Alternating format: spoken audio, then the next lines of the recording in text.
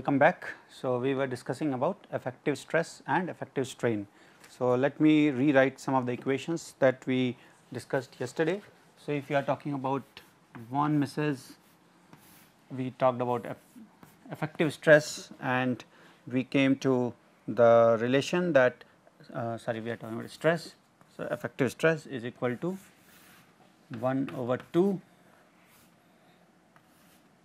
sigma 1 minus sigma 2 whole square plus sigma 2.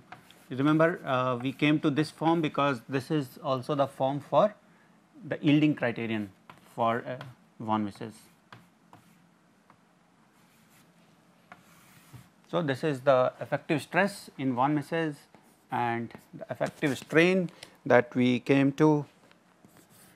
We did not derive it again, we just wrote it down that this has been shown assuming that your incremental strains d epsilon 1 and d epsilon 2, d epsilon 3 are proportionate throughout. Then we get this two relation for von Mises condition.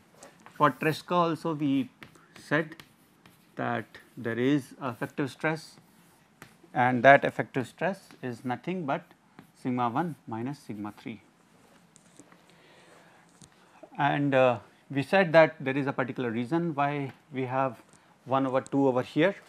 We will get to that again in a moment very soon. But before that, to complete the picture, let me also put down what will be the effective strain if we were to consider only the Tresca criterion, and it will be d epsilon 1. So, what it is saying is that in the Tresca condition or if you are assuming Tresca criterion, then the effective strain depends only on one principal strain, but empirically this is not supported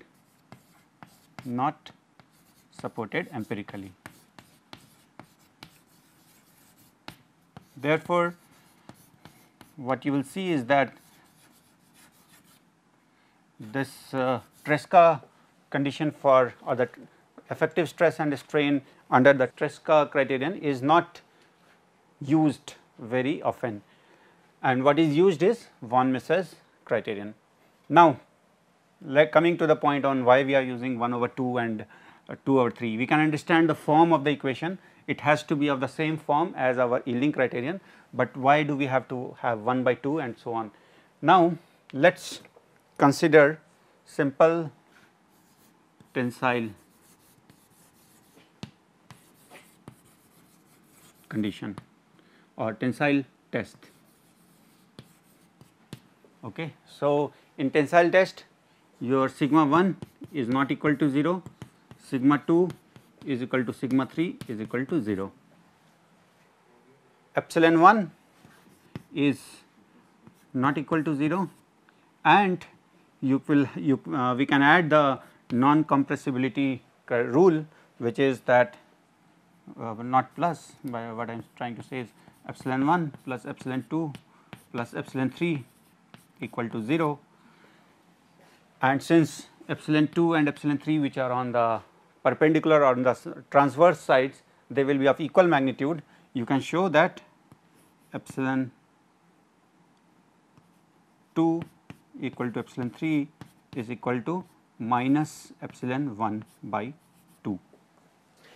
So, this comes directly from this. So, if you have these two conditions, because we have the primary strain in one along the direction in which you are applying stress, in the other two direction because of the non compressibility. So, remember in simple tensile test sigma 2 and sigma 3 which are the stresses on the perpendicular direction are 0, but not the strains on the other two direction. There is still some strain, and that is because there cannot be the material cannot get compressed, there has to be some amount of strain. You cannot or in this case actually if you keep elongating the material without it getting contracted on the sides, it would mean that the total volume is increasing, which is what we have forbidden. We had taken an assumption, and that is a valid assumption, volume does not change during plastic deformation, not in the range we are interested in. So, this is epsilon 2 to be precise. So, now what you will see is that if you put this value over here, what you will get is epsilon bar. Now put epsilon 2, epsilon 3 equal to minus epsilon 1 by 2 over here. So you will have epsilon 1 square plus epsilon 1 square by 4 plus epsilon 1 square by 4. So you have 2 epsilon 1 square by 4 and which is 1 by 2 epsilon 1 square, and this is epsilon 1 square. So that is 3 by 2 of epsilon 1 square, and that gets cancelled over here. So you are left with square root of epsilon 1 square. Therefore, effective strain comes out to be epsilon 1. So you see, in our simple tensile condition, epsilon bar is coming out to be equal to epsilon 1, which is the primary strain, although the other two strains exist, but in the effective strain is actually coming out equal to the primary strain. And since sigma 2 and sigma 3 are 0, you put it over here, and what you get is that sigma bar is equal to sigma. So we have two very important results over here. Your effective stress is same as the stress that you get in uniaxial tensile condition. Effective strain is same as the uniaxial strain or the strain in the uniaxial tensile condition, which means it has a very strong implication. If you can understand the meaning, you will be really surprised what it is actually saying. So you have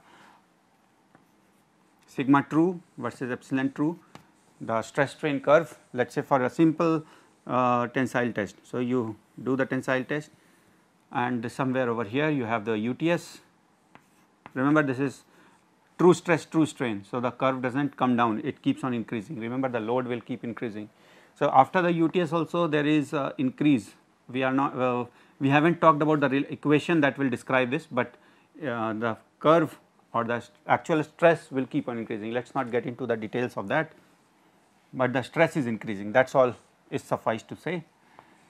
Now this true stress, true strain plot that we obtain from a uniaxial tensile test is representative of any kind of deformation that you give in the material. All you need to do is get effective stress value from there and effective strain value from that particular deformation, and that will be represented by this same graph, by the same plot. So the effective stress and the effective strain plot would be exactly the same, exactly same as that you obtain by uniaxial tensile stress, tensile test.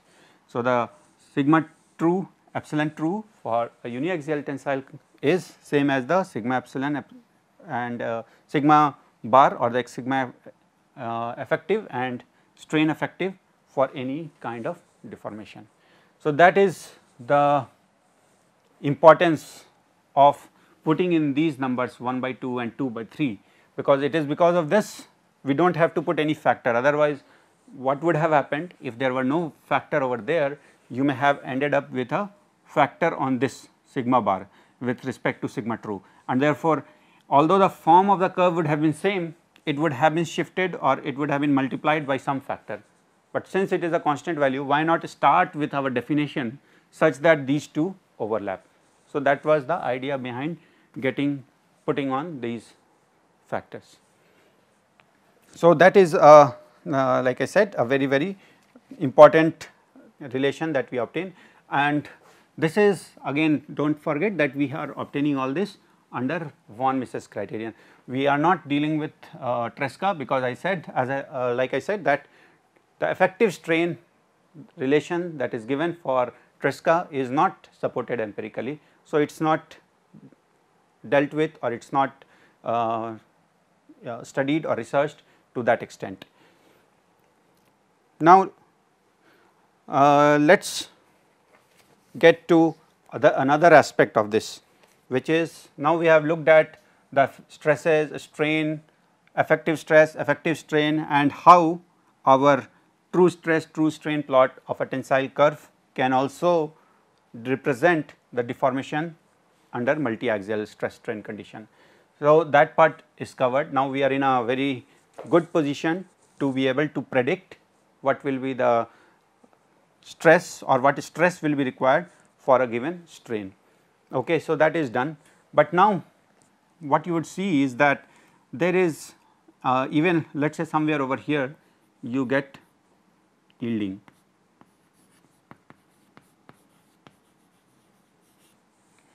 You may not have thought about it so much in depth earlier, but now look at it and realize that at this point, at this whatever strain, if you look at it over here, it is 0.2%. So, beyond this 0.2% or whatever strain, if you look at it subtended over here, once the plastic material has started deforming plastically, you still need to increase the stress. So, that is something very intriguing. We will not get into the why of that, but let us understand a few basic things about it. It is first of all, it is called work hardening.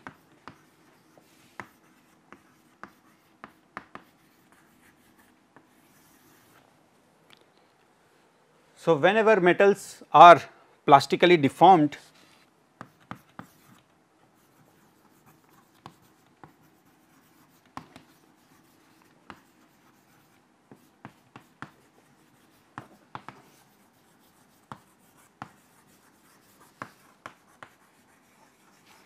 it is called cold working.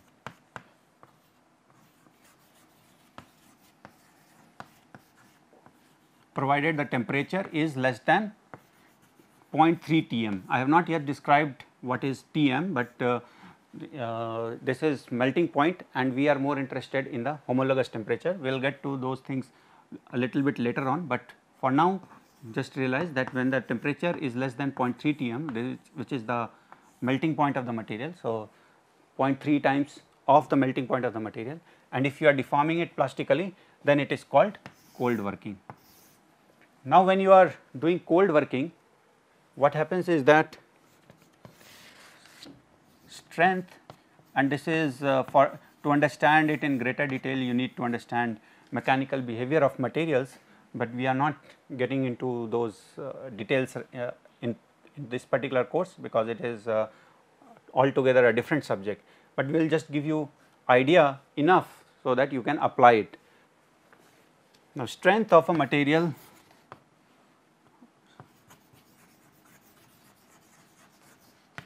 and there are several increases when you when it is work hardened or when it is cold worked. There are several types of things that goes on because of which the strength increases. So, that is why I am saying we are not getting into the whys of it, we are just looking at what happens, and this is what we call as work hardening. So, the more the material is deformed, higher is its strength. That is what work hardening would mean in summary. So, if you have deformed it to 20%, it has some higher strength. If you deform it to say 40%, it will have even higher strength. Strength meaning if you do the tensile test, you will get a yield strength value which is higher. So, that is what it means. Now, let us look at it in terms of a plot. Again,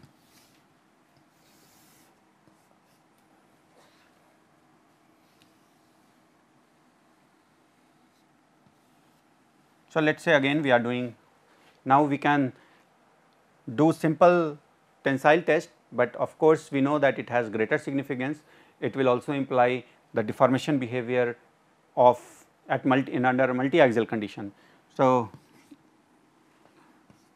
when I say uniaxial tensile test, we cannot think of it as just one simple experiment. It is representing the stress flow behavior or the stress strain behavior under all different kinds of deformation. Now, let us say this is the point which is we call as yield strength. So, this is the original yield strength of the annealed material. So, I am using a term annealed. Okay, what it means is that the material is not at all deformed. Whenever you heat the material at a very high temperature, which is called as the solutionizing temperature, and you bring it back to the room temperature, then that material is in annealed condition, and in that condition it does not have any effect of previous cold working.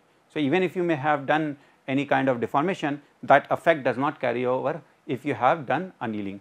So, let us say we are starting with a material which is annealed. So, now it has no history or it does not show any behavior from its past deformation. If you take the material from over here to here, which is the elastic region, and leave it, it will come back. We know that it is because of elastic properties, that is the elastic behavior of the material. Beyond this, which is we call as the yield strength, if the material starts to show plastic behavior, meaning if you take it up to here and then leave it, it will come back, but it will have some remnant deformation. So, this amount of deformation will remain in this. Now, if you try to deform this material again, do not expect the material to go through this cycle again. What it does is actually it goes through. So, here the material, now if you start to deform it again or you start to apply stress again, the material follows this curve actually. So, what it is saying is that if you now leave this at this particular point somewhere over here, it will come back. So, it will have elastic behavior all the way up to this point, and it will get into the plastic mode only beyond this point. So, it means that the yield strength of the material, I will call it 2, and over here I will call 1. So, the yield strength of the material has increased. This is what we meant when we said work hardening.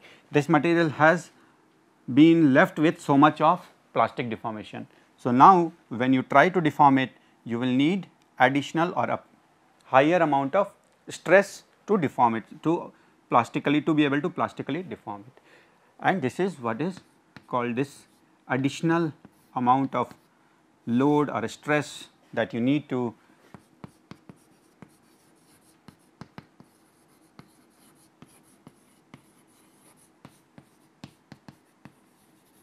this is what is called as work hardening.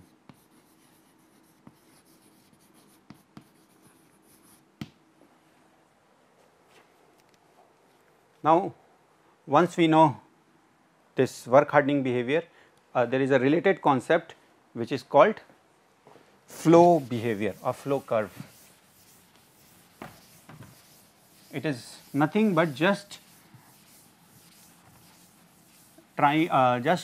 plotting or just explaining the behavior only in the plastic portion of the material. So, what we are talking about is flow behavior. The term flow actually comes from the fact that when you are deforming the material plastically, it does not come back. So, it flows, it does not, it has a behavior similar to that of, you can say, liquid or semi liquid. So, it does not come back, it will, once you have deformed it, it remains in that shape, or it moves, it has moved ahead. That is what we mean when we say flow behavior. What it is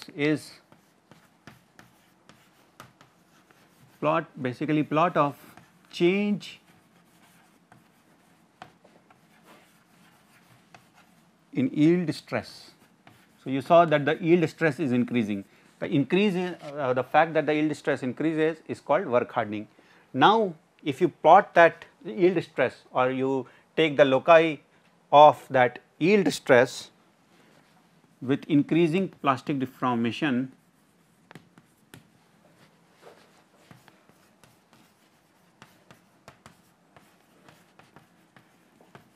what we get is called flow curve, and this behavior is called the flow behavior. It is called flow behavior because it gives stress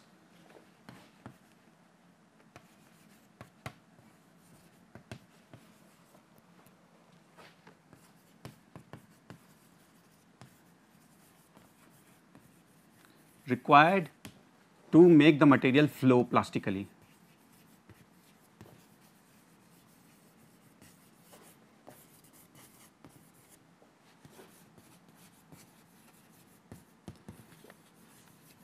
So, it is not flowing in the sense of liquid exactly, but you can say there are some characteristics similar to that, and which is why it is called flow curve. So, it gives the stress required to make material flow plastically. Now, if you remember our again the old stress strain curve, it had the elastic region and the plastic region. Now, if we get rid of the elastic region, which is this one, we are remained with only the plastic region, and let us plot it over here, and we get something like this. And here it is plastic strain, no more just true strain. So, we are only talking about plastic strain, and this is the stress. So, actually it represents nothing but the yield stress for a given strain. So, let us say you have deformed the material up to this point. So, let us say you have deformed the material up to this point, strain 1. So, there will be a stress required to deform the material beyond this strain, and that will be let us say sigma 1, which is nothing but the yield stress at that point. So, sigma 1 is nothing but yield stress at strain 1. Now, what is the form of this equation? That will be very helpful for us. Then we would be able to predict the stress value, stress required, or the stress yield stress of the material after particular deformation. So, you can look at it two ways. If you know the equation, then you can say that what will be the yield stress of the material, or you can say what is the stress required to deform the material up to that point, because you must be able to have stress at least up to that value, only then the material will deform to that point. And again, like I said, I have said it a couple of times earlier, if you are talking about the elastic properties, we have a very exact relation, that is given by Hooke's law. But if we are talking about plastic behavior, then we do not have a very exact relation, and here also we have one relation which is empirical, which has been obtained, you can say, based on empirical experiments, and which has some amount of you can say which has been verified to some extent by experiments, and it is called power law relation between the stress and the strain. So, what this relation is, it is like this.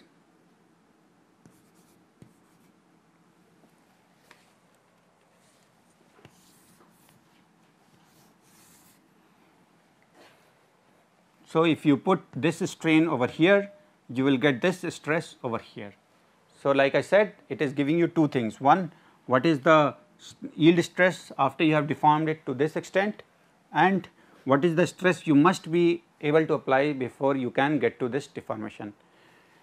Now, there are again couple of things that you must be aware of when you are using this relation, then you cannot apply it for very small strains.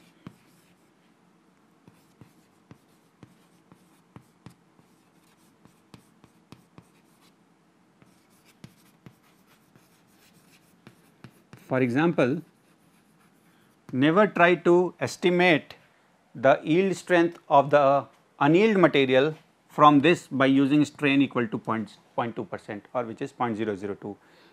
It is not valid in that range. You will have to, you can say it is valid beyond something like 0.01 or 0.02. So, you cannot apply this relation below that strain, because as you remember, this is valid only when you are in the plastic strain regime. If there is any amount of elastic regime remaining in that strain, then this relation will not hold, and therefore, you have to be careful when using this equation. Now, this is called pre-exponential factor.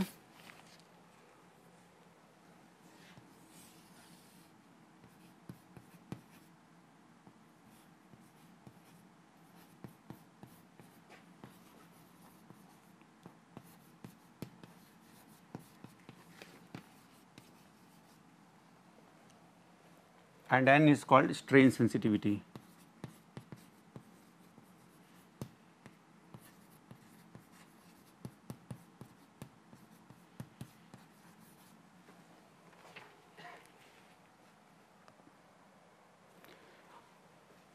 Now we talked about what is the lower range where it is valid. It is not valid for very small strain. There is also the upper extreme or the upper limit where it is valid, and which is the UTS. You remember we have the uniform strain until UTS, and only up to this point we will be able to apply this. So, there is the upper limit is the UTS.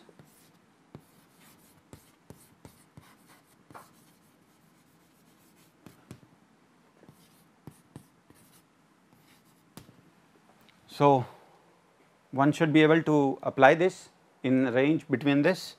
You cannot apply it for very small strains, but and you cannot apply it for very large strains, for example beyond UTS, because then some of the assumptions break down.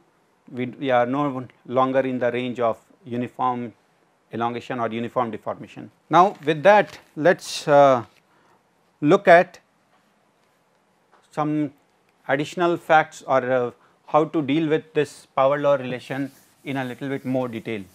So, now we have sigma equal to k epsilon to the power n, but we also know that this is describing what?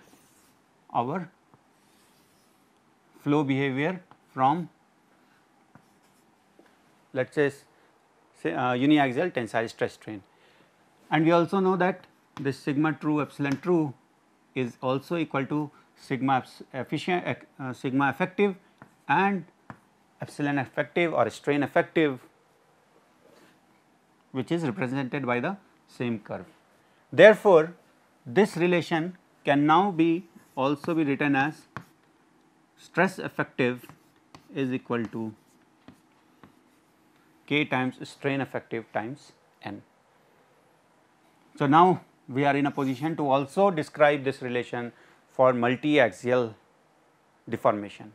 Earlier when we wrote this, this was meant only for uniaxial stress strain condition, but now given the fact owing the fact that sigma true is same as effective stress and epsilon true is same as effective strain, we can write this relation sigma bar equal to k times epsilon bar. Now, let me write down an example. We will not solve it this time, I will give you time until next lecture. I will leave you with this example problem to think about. Plastic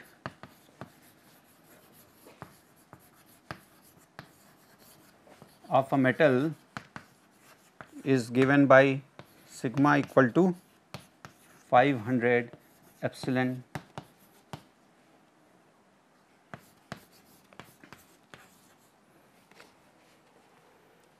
what is the yield strength of material cold worked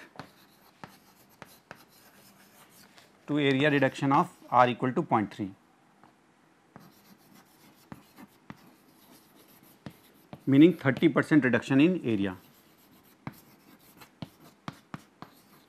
and you can assume something like a wire drawing operation.